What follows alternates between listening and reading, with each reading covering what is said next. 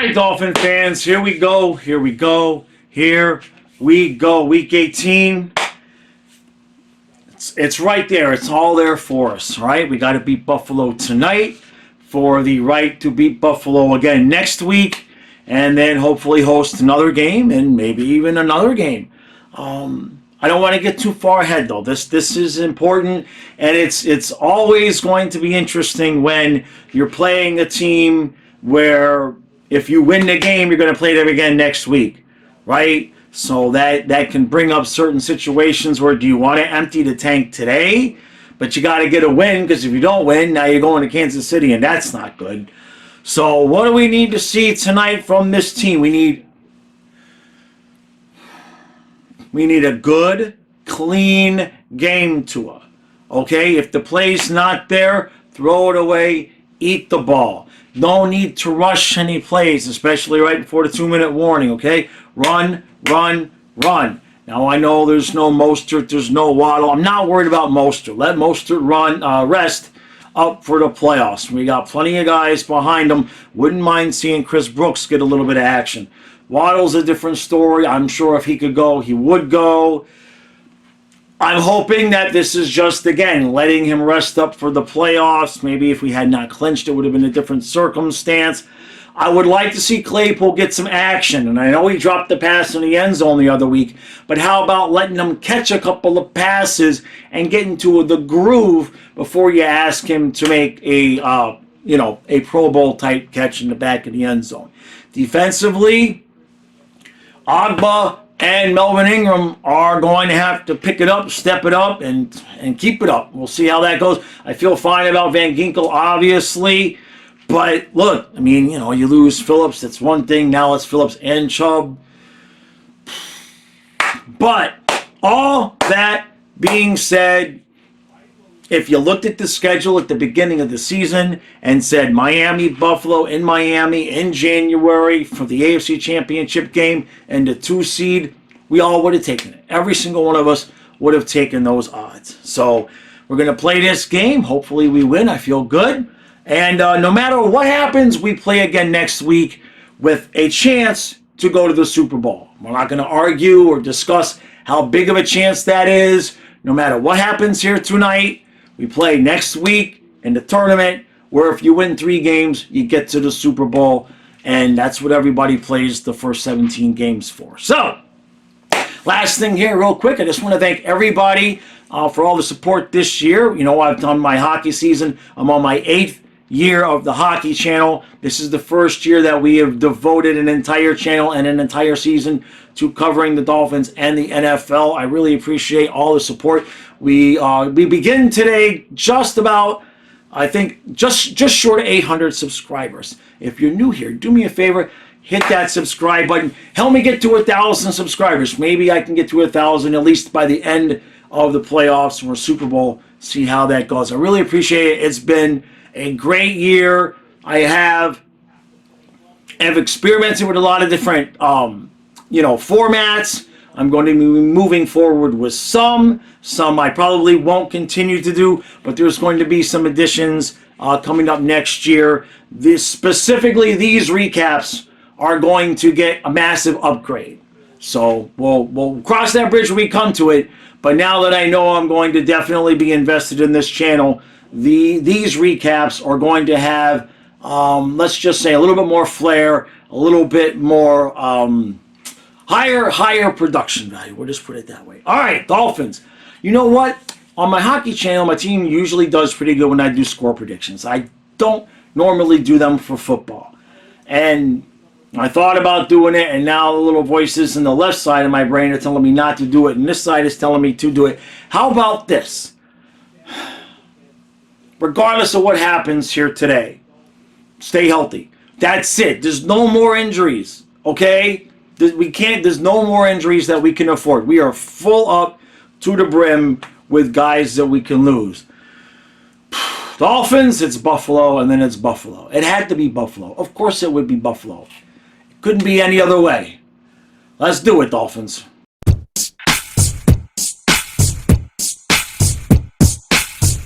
All right.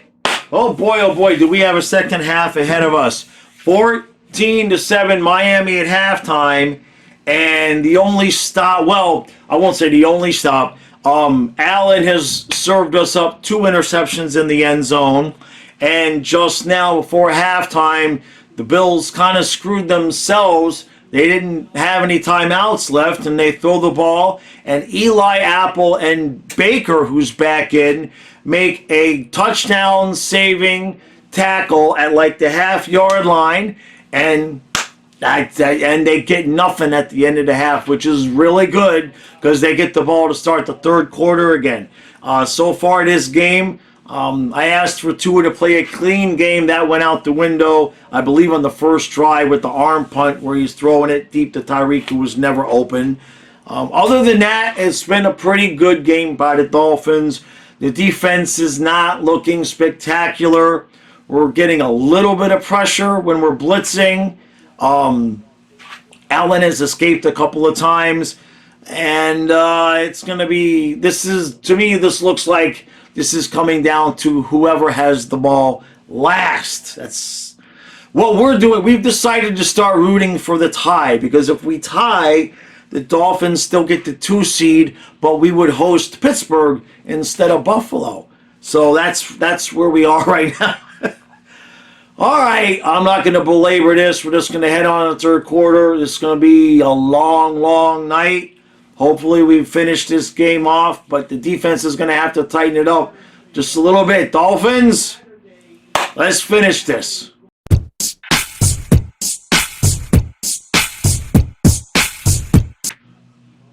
Tua is not it, people. Just let it go. Give it up. Throw the roses away. Tua ain't it. He ain't it. You cannot win with the guy that on a consistent basis the way he does when it's against a good team with a good defense. And how many times a game? Where's he throwing the ball? The defense miraculously gets us the ball back after the offense has done nothing the entire second half. We miraculously get the ball back. We're on the Buffalo 40. There's a minute 20 left. There's plenty of time. There's plenty of time. Doesn't matter. We got no timeouts. And Tua throws the ball to nobody. There's nobody ever open. I mean, Claypool's like in the general vicinity, but how can you can't build a team around a guy that will do that in these moments. And we can't beat good teams. I mean, look at what happened with Baltimore. I'm not saying we would have beat Baltimore, but he did the same thing before the 2-minute warning. He makes stupid throws when we don't need.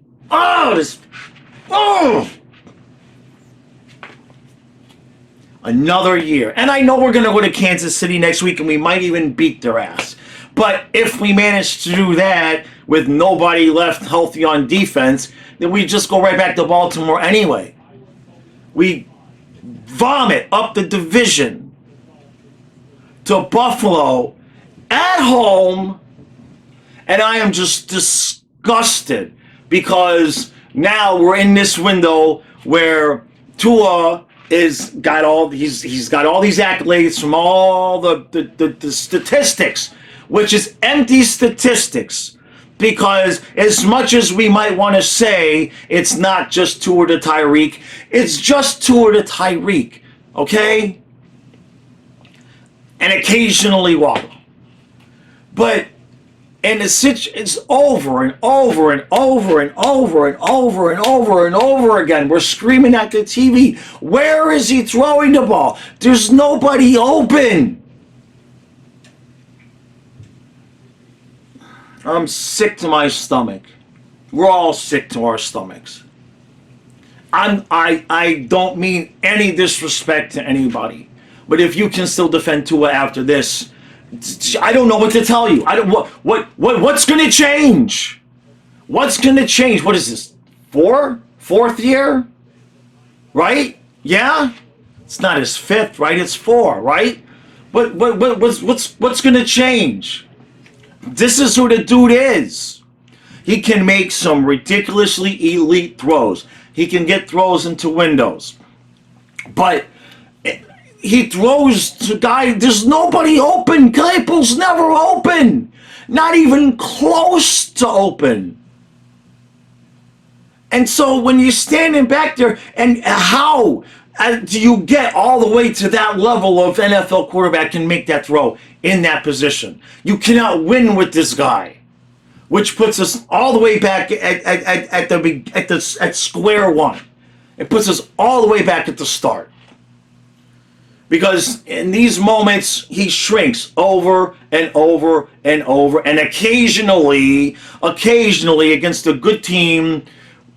The Cowboys. The Cowboys, the one game against a good team we won, right? And it took, 5 field goals. You see what I'm saying? You can't win with this guy.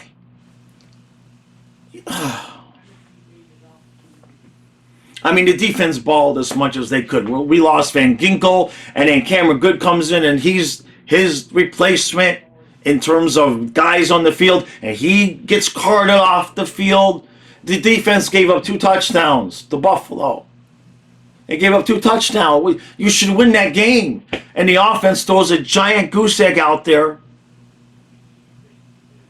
And Tua just throwing the ball just all over the place. An absolute choke job. There's nothing else to call it. There's nothing else to say. It's 4 years. 4. He's not it. He ain't it. I don't care if he wins a game in Kansas City next week against the half-ass Chiefs team. Now we got the Peacock streaming game. We're going to have to deal with all that Taylor Swift shit. Oh, but Tua ain't it, people. I'm sorry. If you still think that dude is winning the Super Bowl, you ain't been watching these games. Because every time we've played a team with a good defense, it has been a struggle. Buffalo both times, the Eagles, the Ravens, the Cowboys. I mean, that's the best we got. Who else was it? We lost the Chiefs, right?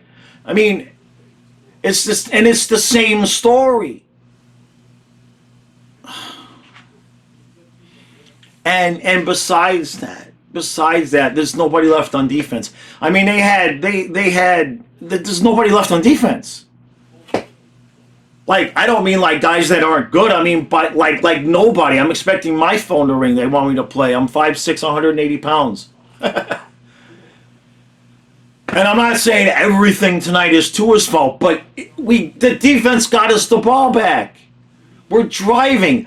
And just like that 2-minute drill last week against the Ravens, there's no need to push it. There's no need to rush. You've got time. We're on the 40. There's a minute 15, a minute 20 left. There's plenty of time to even work the middle of the field.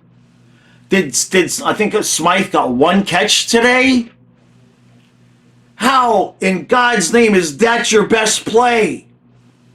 To a double-covered Claypool who's not open, completely blanketed.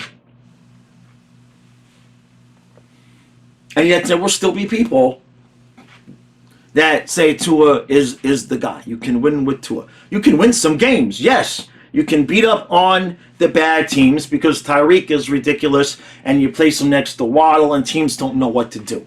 But as soon as you remove Waddle from the equation, okay, every throw is to Tyreek, and Tua was high all night long with his throws. And it's because, okay, it's enough is enough is enough. We've seen it. I don't know what the solution is. Don't ask me that question. But we've seen it enough. In the pressure situations, he's going to choke 50% of the time. 50% of the time. And so another season, I mean, we might beat Kansas City. We might beat Kansas City, and then we're going to go right to a rested Baltimore team. I don't even know if we'll beat Kansas City. It's going to be like 18 degrees. We have nobody left on defense. Tua was practically walking off the field in tears, as he should. As he should. He should be ashamed of that performance, especially in the second half, especially when the defense, with no players left, no healthy bodies left, they get him the ball back, and he does what he freaking always does, which is push the ball down the field when he don't need to make the throw. I can't say the same thing 50 times. It's the same thing. It's the same thing. He's not the guy. We got other problems. I'm not saying it's all him, but we could have won that game if the quarterback would have just played smart. If the quarterback in this game plays smart, or at least in overtime.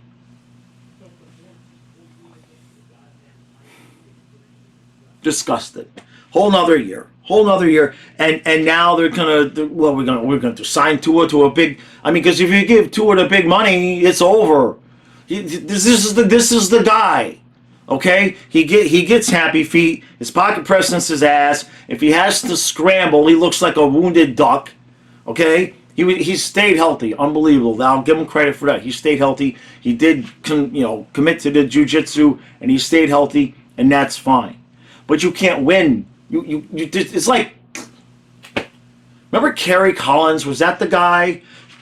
Kerry Collins, I believe, was the guy who, for the Giants, had a big arm and he could make all these great throws, but then he would make just the dumbest throws that you've ever seen. That might be a little bit before most of your times. I mean, Josh Allen, 3 turnovers. The defense got 2 picks. Wilkins stripped the ball, took it right out of Allen's hands himself. Nothing from the offense. Nothing. I'm done. I don't want to yell and scream anymore. There's nothing left to say. The defense is in shreds.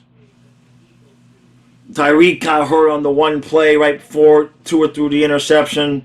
Maybe Waddle can play. It don't matter if most of the players are not. The running backs are not the problem, right? The problem is the quarterback.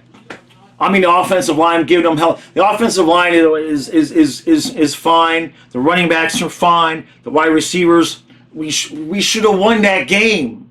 We should have won that game, but our quarterback choked it up. The defense did everything it could, considering it just kept going out there after 3 and out. And I don't know where you go from there. We ain't win the 3 road games. We're now the frickin' 6th seed. Defense, so we go all the way to the front of the line for next year. And we're going to run it back with Tua again. It's not like they're going to move on from Tua, but we should not have any faith in the guy. There's no reason. There's no reason to have faith in him. He is choked up just about every opportunity he's had at the end of games against good teams. Occasionally, it works out. All right. And to make matters worse, you guys know I do the hockey channel. Now that we get the Peacock exclusive game, and it's going to be smack dab right in the middle of the Panthers game at 6 o'clock next Saturday. So personally for me, it's been the worst nightmare of hell. Fluffy hurt himself. I can't even sleep in my own bed because I got to sleep downstairs with him because he can't get up the stairs. So I'm dealing with trying to figure out how I'm going to spend thousands of dollars on a ramp or how I'm going to be able to ever get him upstairs again.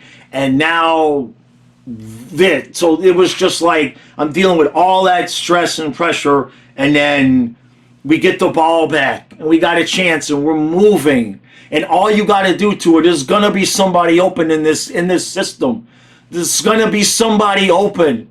And if not, just eat it. We got time. And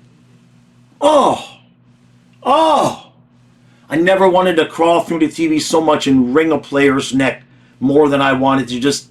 He was almost crying on the field, and I don't even feel. I feel he deserves worse than that. And I know that that's a shitty way to be, but he just pissed me off so much with how could he make that throw in that position after having done it so many times before. I think that's what it is. It's just like, is this egghead ever gonna fucking learn, or is it this is the guy? This is the guy.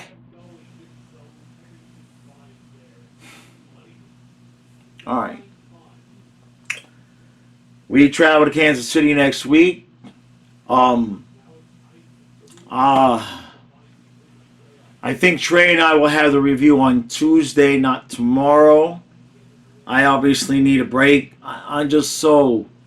I mean, look, this is cumulative. I'm 52, right? So how many years have I, been doing this as a Dolphin fan? It's just over and over and over. It's the same shit, man. Over and over. I mean, the years we've made the playoffs, Matt Moore had to be in for Tannehill.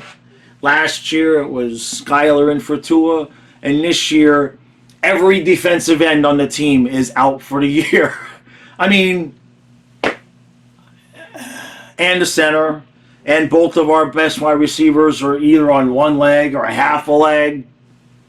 And then we got a quarterback that can't function unless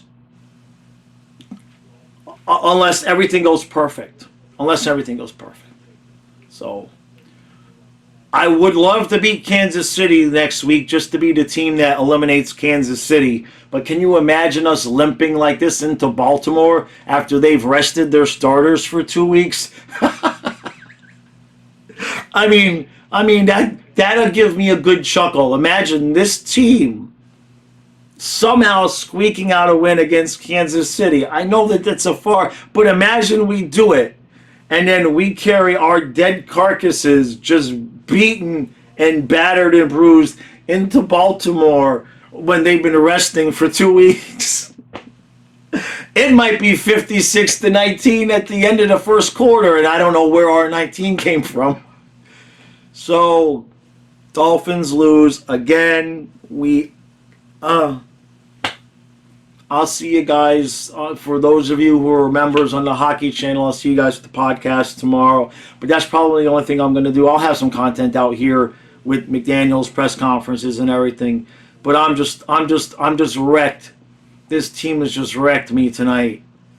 I just over and over and year after year, every decade after decade, they just reach into your heart, and they not only pull out your heart, they reach all the way down into your gut, pull out your nuts at the same time that they pull out your heart, and then they look at it and they show it to you and they say, we could still win with this guy. No, it's Tannehill. No, it's Matt Moore. No, it's Cleo Lemon. I mean, it's over and over. And I know Tua's better than Cleo Lemon. I'm not saying Tua's Cleo Lemon, but it's the same thing.